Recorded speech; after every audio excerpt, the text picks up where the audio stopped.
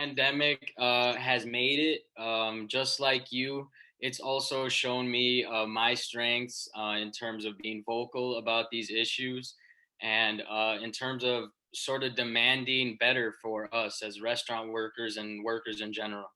That being said, everybody, good afternoon. My name is Tizoc Alexander Sarate. I'm a 22-year-old teacher and a food server. Today, I have the privilege of representing with IFOMA, the Restaurant Workers of DC, but also Wisconsin. That's where I'm originally from.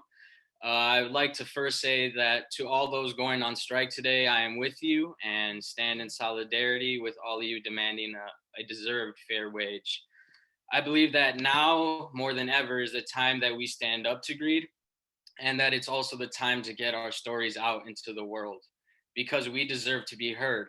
We as a community, we need to speak out against the exploitation of not only restaurant workers, but workers all over the world in every industry. When it comes to restaurant workers in particular, however, far too many people are under the assumption that tips are a reliable source of income.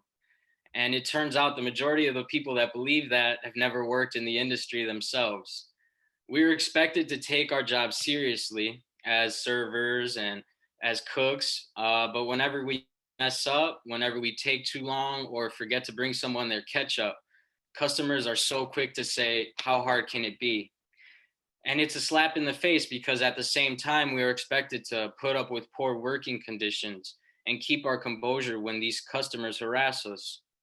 I myself worked in the restaurant industry for 2.5 years, so I know the difference between a good manager and a bad one. A good manager is one who makes you feel like you're an asset. They not only make you feel like part of a team, but they pay you what you deserve as well. A bad one is one who makes you feel inferior and someone who refuses to take your needs and concerns seriously. They don't care about you, they care about their money. Before getting laid off from the last restaurant I worked for, there were days where I went home with just $30 in my pocket. And that was after a 7-hour shift, $30. There was no hourly wage. There was little to no COVID regulations. And there was only 2 servers per shift, including myself, who was a server in training throughout the entirety of my career there. After being laid off, I didn't receive my check for the training hours until 2 months later. And that's only because I refused to stop reaching out to them for it. That being said, I say, let's come together and empower one another. Let's come together and show these businesses just how serious we are about fighting for the incomes we deserve. Because without us, nobody gets fed.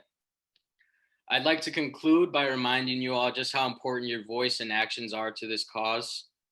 The pandemic alone has demonstrated just how critical our role is in society.